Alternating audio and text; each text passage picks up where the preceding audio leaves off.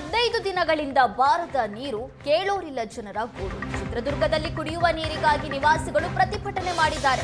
ರಸ್ತೆ ತಡೆದು ಕೆಳಕೋಟೆ ಬಡಾವಣೆ ನಿವಾಸಿಗಳಿಂದ ಆಕ್ರೋಶ ವ್ಯಕ್ತವಾಗಿದೆ. ಚಳ್ಳಕೆರೆ ಗೇಟ್ ಬಳಿ ರಾಜಕಾಲುವೆ ಮುಚ್ಚಿದ್ರಿಂದ ಸಂಕಷ್ಟ ಎದುರಾಗಿದ್ದು, ರಾಜಕಾಲುವೆ ಪಕ್ಕದ ಸೈಟ್ ಒತ್ತುವರಿ ಮಾಡಿದ್ದಾರೆ ಮಾಲೀಕ. ರಾಜಕಾಲುವೆ ಕೆಳಭಾಗದಲ್ಲಿ ಇರುವ ನೀರಿನ ಪೈಪ್ ಬಂದ್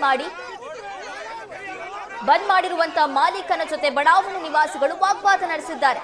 ಸ್ಥಳಕ್ಕೆ ಪೊಲೀಸರು ಆಗಮಿಸಿದ್ದಾರೆ.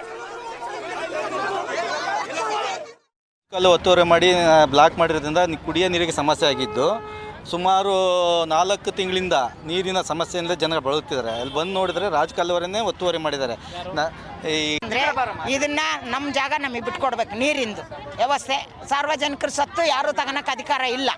ಅದನ್ನು ಬಿಟ್ಕೊಡ್ಬೇಕು. ನಗರಸಭೆಯವರು ಕ್ಲೀನಾಗೆ ಸಿಮೆಂಟ್ನಾಗೆಲ್ಲ ಕಟ್ಟಿ ಎಲ್ಲ ಬಿಡ್ಜ್ ಮಾಡಬೇಕು. ಅವರು ಕಾಲುವೆ ಮೇಲೆ ಬಿಡ್ಜ್ ಮಾಡಿ ನಮಗೆ ಸಾರ್ವಜನಿಕರಿಗೆ ಕುಡಿಯೋಕ್ಕೆ ಅನುಕೂಲ ಮಾಡಿಕೊಡ್ಬೇಕು.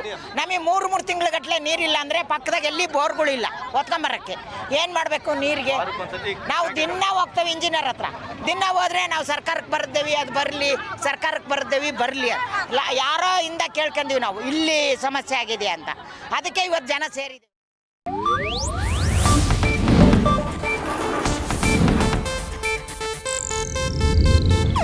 ಇದು ಏಷ್ಯಾನೆಟ್ ನ್ಯೂಸ್ ನೆಟ್ವರ್ಕ್ ಪ್ರಸ್ತುತಿ.